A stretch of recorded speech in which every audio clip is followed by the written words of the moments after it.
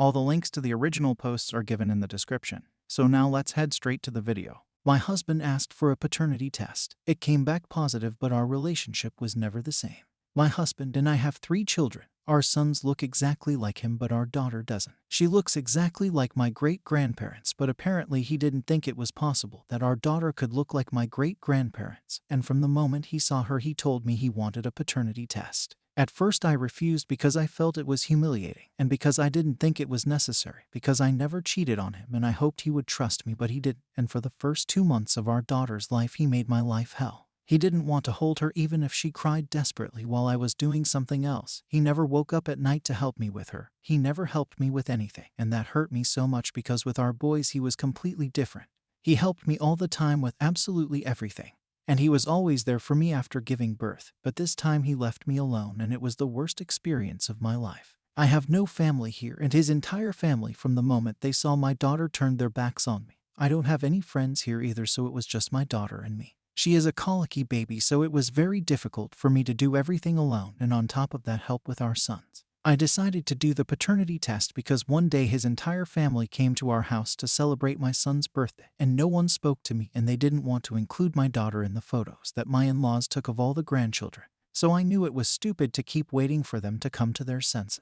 Well, the paternity test came back positive, and everyone was shocked, and of course they felt guilty for not having believed in me. Everyone apologized, and my husband even cried when he held our daughter in his arms for the first time, and I know that his apologies were genuine, and that's why I forgave him, but I don't know if I can forgive his family. They treated me really badly and said horrible things about me just a few days after giving birth, and I can't forget their insults or violence. My husband knows that I don't want to see his family, nor do I want them near any of our children, and he told his family. So these last 3 months it has been just the 5 of us, but it doesn't feel as good as I expected. My husband is constantly apologizing and crying every time he holds our daughter, and I am getting tired of this situation. I want us to be happy as we were before. So how can we move on? My husband suggested that we should start couples therapy. How much can therapy help? Update. Before I got pregnant, I met a man at work, and you could say that he's a little too friendly. For example, he liked to buy me and another female coworker coffee every morning, or once in a while he used to leave a flower on our desks.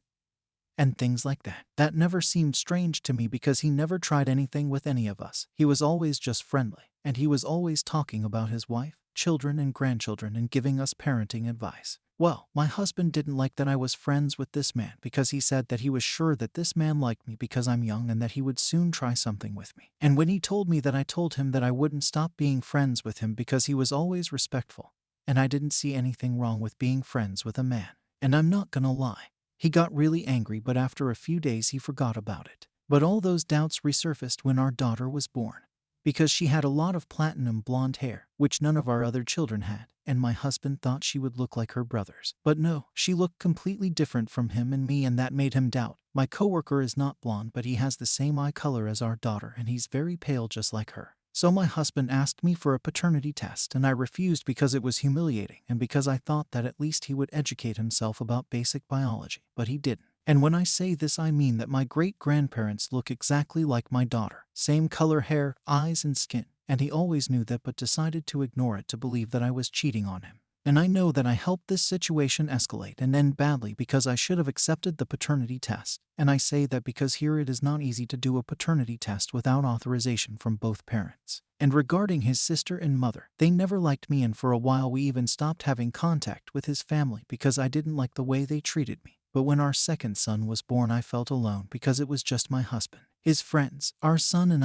I wanted my children to grow up with a family, so we got back in touch with them. And in fact, they treated me very well until my daughter was born. And when they pulled my hair, my husband wasn't present, and I didn't tell him until a few weeks later, and by then they had a big fight because of that. I swear that he was never violent, nor did he ever endorse anyone being violent with me. Well, the update is that I gave him an ultimatum and told him that I want to go live in my home country and be close to my family, and that if he didn't want that, then the only option would be getting divorced. When I told him that, I also told him that I'm talking to a lawyer to advise me on divorce and joint custody, and I guess that made him realize that I was being serious because he said he would be willing to do that to earn my forgiveness. Another thing I asked him is to cut off contact with his family forever because I don't want our children to suffer what I suffered with them, and he agreed. At the moment, our plan is to travel for Christmas and stay there for a few weeks and move in the middle of next year. In the meantime, we will go to couples and individual therapy and hope to be able to solve our problems. So far, things are going well, and I hope they continue that way.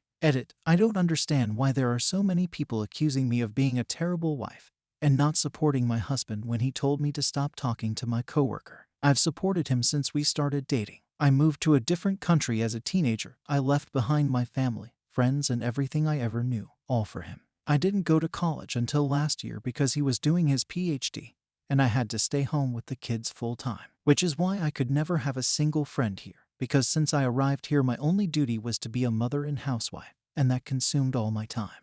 I got my first job when I was 23, and it was only because the kids were old enough to go to kindergarten. So don't say I don't support him, because that's the only thing I've been doing since we started dating. This was the first time I had friends here, even though they were both over 50, and it felt good because there were days where I felt so alone, and talking to them at work made me feel good. But for him, that was wrong, and when my daughter was born, I quit my job that I liked so much just so that he would stop feeling insecure. So don't jump to conclusions or say stupid things. If you like the story, hit the like and don't forget to subscribe the channel, and thanks for watching.